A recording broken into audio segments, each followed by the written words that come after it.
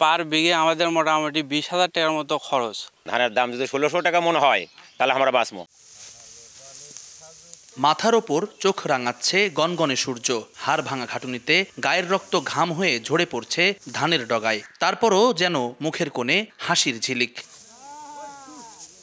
কৃষি সম্প্রসারণ অধিদপ্তরের তথ্য বলছে, বগুড়ায় আলু আর সরিষা চাষের প্রভাবে কিছুটা বিলম্বিত হয়েছে বোরো ধান রোপণ।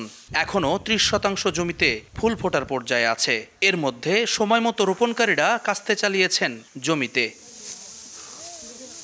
জমির পানি নিষ্কাশন ব্যবস্থার উপর ভিত্তি করে কৃষকদের কাছ থেকে ফলন নিয়ে মিলেছে মিশ্র প্রতিক্রিয়া। প্রতি বিঘায় 25 মনের ওপরে ধান পেলেও এবার অনেকেই পেয়েছেন 18 মন। কেউ আবার টানা 3 বছর বৃষ্টির পানিতে ধান খুঁইয়ে এবার 20 মন ধান পেয়েই খুশি। খরচা বেশি হচ্ছে, জমিতে একটু ধান অন্য বছর তুলনায় 1000-1500 টাকা বেশি নিচ্ছে। কোনো ঝড় বৃষ্টি হয়নি, ভালো আছে এবার। তবে সেচ ও শ্রমিকের মজুরি বেড়ে যাওয়ায় বর্তমান বাজার দরে সন্তুষ্ট নন কৃষক।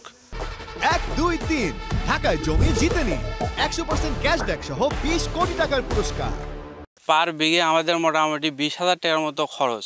ধানের দাম যদি 1600 টাকা মনে হয় তাহলে আমরা বাঁচবো। কৃষি বিভাগ বলছে, এবছর ধানে রোগবালাই কম হয়েছে, তাই লাভবান হবেন কৃষক। বর্তমানে যে আবহাওয়া এবং যে ব্যাপকভাবে ধান কাটা যেটা শুরু হয়েছে, আমরা আশা করছি আমাদের কৃষক ভাইয়েরা সুন্দরভাবে তাদের এই উৎপাদিত ধান তারা ঘরে তুলতে পারবে। চলতি বছর জেলায় 1,87,170 হেক্টর জমিতে বোরো ধান আবাদ হয়েছে। এর মধ্যে কাটা হয়েছে 4% জমির ধান। প্রখর রোদ ধানের শীষে চকচক করছে, আর তার সঙ্গেই ঝিলিক দিয়ে হাসছে কৃষক। তবে আর কটা দিনের মধ্যে যেন বৃষ্টি না হয় সেই দোয়াই করছেন তারা। বৃষ্টি হলে যে এই পাকা ফসল মাঠ থেকে তুলতে পারবেন না, পড়বেন ক্ষতির মুখে।